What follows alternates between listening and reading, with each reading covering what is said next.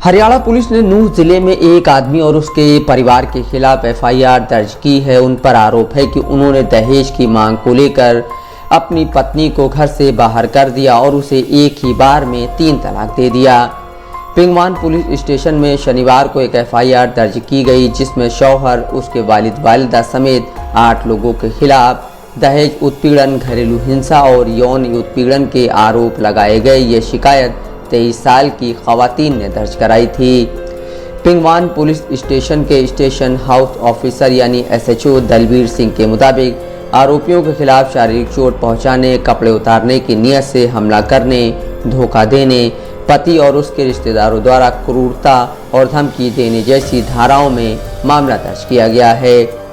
Police ने मुस्लिम महिला शादी पर अधिकारों की सुरक्षा कानून 2019 की धारा 4 के तहत भी इल्ज़ाम लगाए हैं। इस कानून के तहत जो पति एक ही बार में 3 तलाक देता है, उसे 3 साल तक की सज़ा और जुर्माना हो सकता है।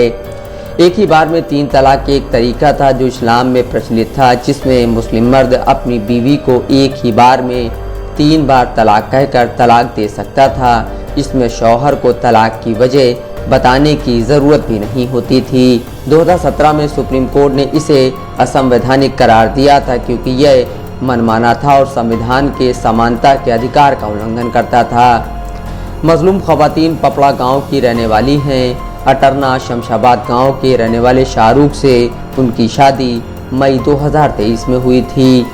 हाल ही में उसने अपने मायके में एक बेटी को जन्म दिया है। अपनी शिकायत में महिला ने पुलिस से दहेज की चीज़ें वापस दिलाने और आरोपियों के खिलाफ कड़ी कार्रवाई करने की अपील की है, ताकि उसकी सुरक्षा और इज्जत बनी रहे।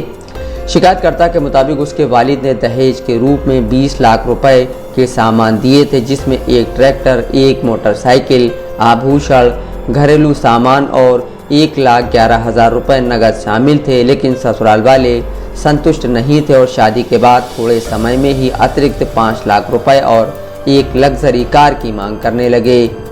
अपने ससुराल वालों पर शारीरिक और मानसिक उत्पीड़न के आरोपों के अलावा उसने अपने ससुर पर अनुचित तरीके से उसका पीछा करने और कई बार उस पर हमला करने की कोशिश करने का भी आरोप लगाया है।